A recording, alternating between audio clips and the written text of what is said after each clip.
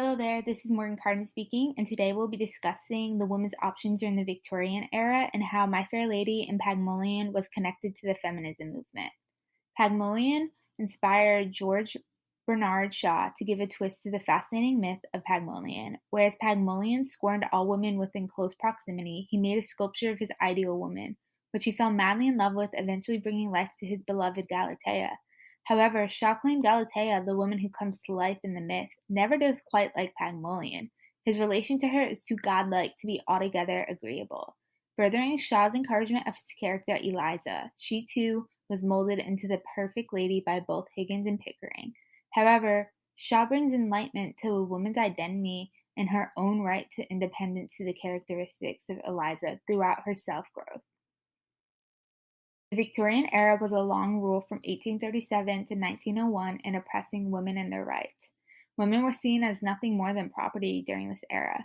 Whereas a woman was expected to present themselves to the utmost degree, men were allowed to be as shameless and barbarian as they desired. Women were continuously ridiculed in this time period, expected to hold themselves to the standards of men. Women held no rights to their names due to the man being seen as a finer fit to society norms, whereas a man could freely speak his mind and further his education. Women were expected to be submissive and a stay-at-home mother looking after the affairs of their husbands. And the women who rebelled against this stigma were known as blue stockings. Blue stocking women were considered unfeminine and off-putting due to wanting more for themselves. Marriage was pushed onto young women at a very young age due to survival. However, it was forbidden to speak of sex freely, which resulted in most women not even knowing how a baby was produced. But you were considered a good mother if you were pure, religious, and submissive to the opposite sex. Furthermore, men were allowed to freely seek prostitution, whereas a woman would be shunned upon the findings of an affair.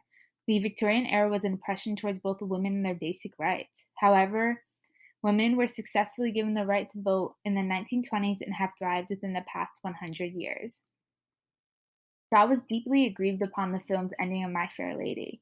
Whereas Shaw wrote Pygmalion as a feminist romance, the film portrayed it as if Henry and Eliza were genuinely in love. Shaw wrote it off as he did because he wanted Eliza to strike out on her own and discover her worth and independence.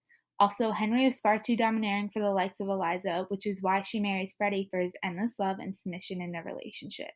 Eliza desired to be the breadwinner of the household, and frankly, Henry would have never allowed that. However, in the epilogue, it is discovered that she is still involved in both Pickering's and Higgins' life, but she has successfully made a name for herself and Freddie.